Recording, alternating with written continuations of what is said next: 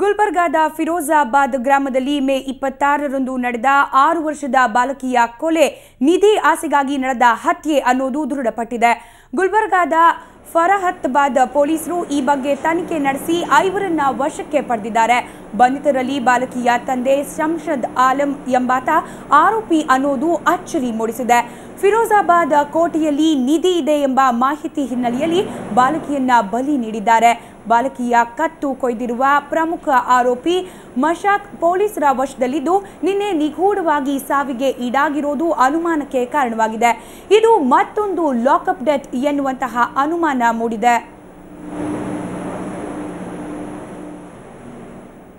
ಈ ಬಗ್ಗೆ ಮತ್ತಷ್ಟು ಮಾಹಿತಿ ಪಡೆಯೋಣ. ನಮ್ಮ ಪ್ರತಿನಿಧಿ ಶರಣಯ್ಯ ಹಿರೇಮಠ್ ದೂರವಾಣಿ ಸಂಪರ್ಕದಲ್ಲಿದ್ದಾರೆ. ಶರಣಯ್ಯ, ಗುಲ್ಬರ್ಗಾದ ಗ್ರಾಮವೊಂದರಲ್ಲಿ ನಡೆದ ಕೊಲೆಗೆ ಸಂಬಂಧಪಟ್ಟ ಹಾಗೆ ಏನಿದೆ ಇತ್ತೀಚಿನ ಡೆವಲಪ್ಮೆಂಟ್? ಹೌದು ಸ್ಮಿತಾ, ಗುಲ್ಬರ್ಗಾದ ಫಿರೋಜಾಬಾದ್ ನಲ್ಲಿ ಮೇ 26ನೇ ತಾರೀಕು ಒಂದು ಬಾಲಕಿಯ ಶವ ಪತ್ತೆಯಾಗಿತ್ತು. ಆ ಬಾಲಕಿಯ ಶವಕ್ಕೆ ಒಂದು ಕೈ ಇರಲಿಲ್ಲ, ಒಂದು ಕಾಲಿರಲಿಲ್ಲ, ರುಂಡ ಕೂಡ ಇರಲಿಲ್ಲ. ಮೈ ಮೇಲೆಲ್ಲ ಎಣ್ಣೆ ಹಚ್ಚಲಾಗಿತ್ತು. ಜೊತೆಗೆ ಪೂಜೆ ಪುನಸ್ಕಾರ ಮಾಡಿರುವಂತಹ ಕುರುಗಳು ಅಲ್ಲಿ ಲಭ್ಯವಾಗಿತ್ತು. ಹಾಗಾಗಿ ಇದು ನಿಧಿಗಾಗಿ ಮಾಡಿರುವಂತಹ ಕೊಲೆಯ ಅನ್ನುವಂತಹ ಅನುಮಾನ ಅವತ್ತು ಕಾಡಿತ್ತು. ಅದಾದ ನಂತರ ಪೊಲೀಸರು ಸಮಗ್ರವಾದಂತಹ ಒಂದು ವಿಚಾರಣೆ ನಡೆಸಿದ್ರು. ಇದೀಗ ಬಯಲಾಗಿರುವಂತಹ ಒಂದು ರಹಸ್ಯ ಏನು ಅಂತ ಹೇಳಿದ್ರೆ, ಈ ಬಾಲಕಿಯನ್ನ ಸುಮಾರು 7 ಜನ ಸೇರ್ಕೊಂಡು ನಿಧಿಗಾಗಿಯೇ ಬಲಿ ಕೊಟ್ಟಿರುವಂತದ್ದು ಕನ್ಫರ್ಮ್ ಆಗಿದೆ. ಇನ್ನೂ ಒಂದು ದುರಂತ ಮತ್ತು ಅಚ್ಚರಿ ಏನು ಅಂತ ಹೇಳಿದ್ರೆ, ಯಾವ ಬಾಲಕಿ ಕಾಣೆಯಾಗಿದ್ದಾಳೆ ಅಂತ ಹೇಳಿ ಆ ಬಾಲಕಿಯ ತಂದೆ ಶಂಷದ್ ಅನ್ನುವಂಥವ್ರು ಫರತಾಬಾದ್ ಪೊಲೀಸ್ ಠಾಣೆಗೆ ದೂರು ಕೊಟ್ಟಿದ್ರು. ಅದೇ ಶಂಷದ್ ಅನ್ನುವಂಥವರೇ ಈ ಬಾಲಕಿಯ ಬಲಿ ಪ್ರಕರಣದಲ್ಲಿ ಪ್ರಮುಖವಾದಂತಹ ಆರೋಪಿಯಾಗಿರುವಂತವರು. ಶಂಷದ್ ಅವರ ಸಮ್ಮುಖದಲ್ಲಿಯೇ ಬಾಲಕಿಯನ್ನ ಈ ರೀತಿ ವಿಕೃತವಾಗಿ ಕೊಲೆ ಮಾಡಿ ನಿಧಿಗಾಗಿ ಬಲಿ ಕೊಟ್ಟಿರುವಂತದ್ದು ಇದೀಗ ಬೆಳಕಿಗೆ ಬಂದಿರುವಂತಹ ಅಚ್ಚರಿ ಮತ್ತು ಆಘಾತ ಮೂಡುವಂತಹ ಸತ್ಯ. ಗುಲ್ಬರ್ಗಾದ ತಾಲೂಕಿನ ಫಿರೋಜಾಬಾದ್ ಗ್ರಾಮದಲ್ಲಿ ಒಂದು ಹೈದರಾಬಾದ್ ನಿಜಾಮನ ಕಾಲದಲ್ಲಿ ನಿರ್ಮಾಣವಾದಂತಹ ಒಂದು ಬೃಹತ್ ಕೋಟೆ ಇದೆ. ಆ ಕೋಟೆಯ ಅವಶೇಷಗಳ ಅಡಿ ಒಂದು ದರ್ಗಾದಂತಹ ಒಂದು ಮಸ್ಜಿದ್ ಇದೆ. ಆ ಮಸ್ಜಿದ್ ನಲ್ಲಿ ನಿಧಿ ಇದೆ ಅನ್ನುವಂತಹ ಮಾಹಿತಿ ಇವರಿಗೆ ಯಾರು ಕೊಟ್ಟರೋ ಗೊತ್ತಿಲ್ಲ. ಇವರು ಆ ಬಾಲಕಿಯನ್ನ ಬಲಿ ಕೊಡುವ ಮೂಲಕ ನಿಧಿಯನ್ನ ಪಡೆಯುವಂತಹ ಪ್ರಯತ್ನ ನಡೆಸಿದ್ರು. ಆದ್ರೆ ಅವರಿಗೆ ನಿಧಿ ಸಿಕ್ತೋ ಇಲ್ಲೋ ಗೊತ್ತಿಲ್ಲ. ಇದೀಗ ಈ 7 ಜನ ಆರೋಪಿಗಳನ್ನ ಪೊಲೀಸರು ಅರೆಸ್ಟ್ ಮಾಡಿದ್ದಾರೆ.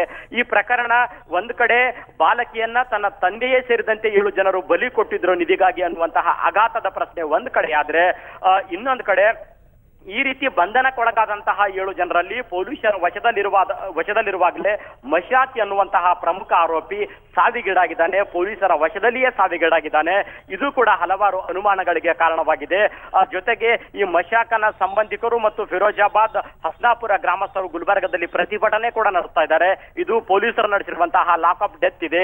ಈ ಬಗ್ಗೆ ಸಮಗ್ರ ತನಿಖೆ ಆಗ್ಬೇಕು, ಸಿಬಿಐ ತನಿಖೆಗೆ ಇದನ್ನು ಒಳಪಡಿಸಬೇಕು ಅನ್ನುವಂತಹ ಆಗ್ರಹ ಕೂಡ ಮಾಡ್ತಾ ಇದ್ದಾರೆ. ಸ್ಮಿತಾ, ಶರಣಯ್ಯ, ಮಶಾಕ್ ಸಾವಿಗೆ ಪೊಲೀಸ್ ಇಲಾಖೆ ನೀಡ್ತಿರುವ ಕಾರಣ ಏನು?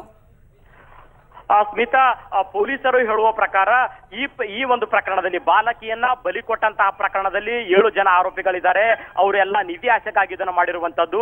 ಪ್ರಮುಖವಾಗಿ ಬಾಲಕಿಯನ ಕತ್ತನ್ನ ಕತ್ತರಿಸಿರುವಂತಹ ಕಾರ್ಯ ಮಾಡಿರುವಂತವನು ಈ ಮಶಾಕ್ ಅನ್ನುವಂತವನು. ಹಾಗಾಗಿ ಪೊಲೀಸರು ಈತನನ್ನ ಆರೋಪಿಗಳ ಪಟ್ಟಿಯಲ್ಲಿ ನಂಬರ್ 1 ಸ್ಥಾನದಲ್ಲಿಟ್ಟಿದ್ದಾರೆ, ಪ್ರಮುಖ ಆರೋಪಿಯಾಗಿ ಪರಿಗಣಿಸಿದ್ದಾರೆ.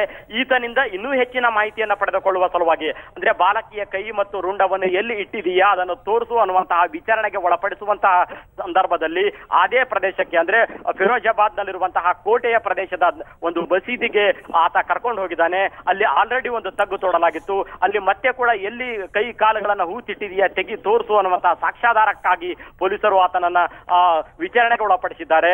ಆತ ಸಂದರ್ಭದಲ್ಲಿ ಪೊಲೀಸರು ಹೇಳುವ ಪ್ರಕಾರ ಆತ ಪೊಲೀಸರನ್ನ ತಳ್ಳಿ ಓಡಿ ಹೋಗುವುದಕ್ಕೆ ಪ್ರಯತ್ನ ಪಟ್ಟನಂತೆ. ಹಾಗೆ ಓಡಿ ಹೋಗುವಂತಹ ಸಂದರ್ಭದಲ್ಲಿ ಕಲ್ಲು ತಟ್ಟಿ ನೆಲಕ್ಕೆ ಬಿದ್ದಂತೆ. ಆತನಿಗೆ ಕೈಕಾಲುಗಳಿಗೆ ಗಾಯ ಆಯ್ತಂತೆ. ನಂತರ ಅವನ್ನ ಗುಲ್ಬರ್ಗದ ಖಾಸಗಿ ಆಸ್ಪತ್ರೆ ಅವರು ಟ್ರೀಟ್ಮೆಂಟ್ ಕೊಟ್ಟರು ಅಂತ ಪೊಲೀಸರು ಹೇಳ್ತಾ ಇದ್ದಾರೆ. ಅದಾದ ನಂತರ ಮತ್ತೆ ಒಂದು ಗುಲ್ಬರ್ಗದ MB ನಗರ್ ಪೊಲೀಸ್ ಸ್ಟೇಷನ್ಗೆ ಕರ್ಕೊಂಡು ಹೋಗ್ತಾರೆ. ಅಲ್ಲಿ ಆತ ನನಗೆ ಹೊಟ್ಟೆ ನೋವು ಆಗ್ತಾ ಇದೆ ಅನ್ನುವಂತ ನೋವನ್ನ ಹೇಳ್ಕೊತಾನೆ. ಜೊತೆಗೆ ಅಲ್ಲಿ ಒಂದು ಮೂತ್ರ ವಿಸರ್ಜನೆಯನ್ನ ಪೊಲೀಸ್ ಸ್ಟೇಷನ್ ನಲ್ಲೇ ಮಾಡ್ತಾನೆ. ನಂತರ ಅವನನ್ನ ತೀವ್ರವಾಗಿ ಕುಸಿದು ಬಿದ್ದಂತ ಅವನನ್ನ ಗುಲ್ಬರ್ಗದ ಬಸವೇಶ್ವರ ಆಸ್ಪತ್ರೆಗೆ ತರ್ತಾರೆ. ಬಸವೇಶ್ವರ ಆಸ್ಪತ್ರೆಗೆ ಆತ ಎಂಟ್ರಿ ಆಗೋದಕ್ಕಿಂತ ಮುಂಚೆ ಆತ ಸಾವಿಗೀಡಾಗಿರ್ತಾನೆ. ಧನ್ಯವಾದ ಶರಣಯ್ಯ ತಮ್ಮೆಲ್ಲ ಮಾಹಿತಿಗಾಗಿ.